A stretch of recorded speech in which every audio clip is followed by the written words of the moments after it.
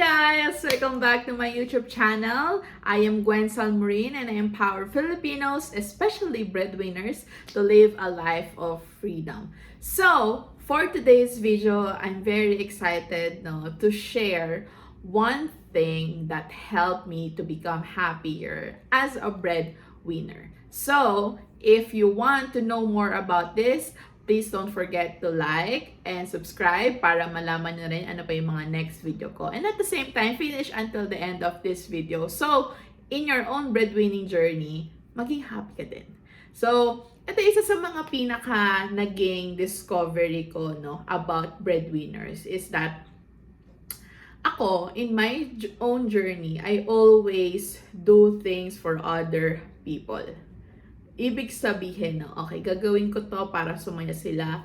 Gagawin ko to para mas magaan yung buhay ng iba. However, pag ganun pala ang nangyayari or ang mindset ko is that what happens is I am also handing out my power to be happy, fulfilled, and live the life that I want. Pag laging nakarely sa iba yung kasiyahan ko.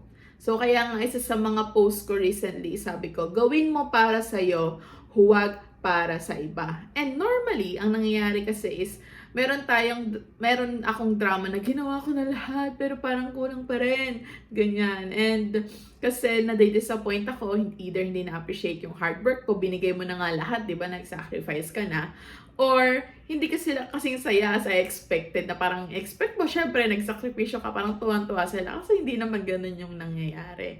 And, nangyayari yun kasi nga, meron akong naging expectations, kung paano sila mag-react. Dahil nga, I have done these things for them. And, kaya bumabalik ako dun sa sinasabi ko na gawin mo para sa'yo, huwag para sa iba. And, how do I do that? I change my mindset around this whenever I want to do something, especially for the people that I want to be happy. Instead of, paano kaya silang papasaya? Ang tinatanong ko is, ano yung version ng sarili ko na gusto kong ma-experience dito? Gusto ko bang ma-experience yung version ng sarili ko na there is abundance, that I am becoming a blessing? Gusto ko bang ma-experience yung version ng sarili ko na I can just give without asking anything for return? Or gusto ko bang maranasan yung version of sarili ko na para lang akong bata na naglalaro and I am with other people who are also happy?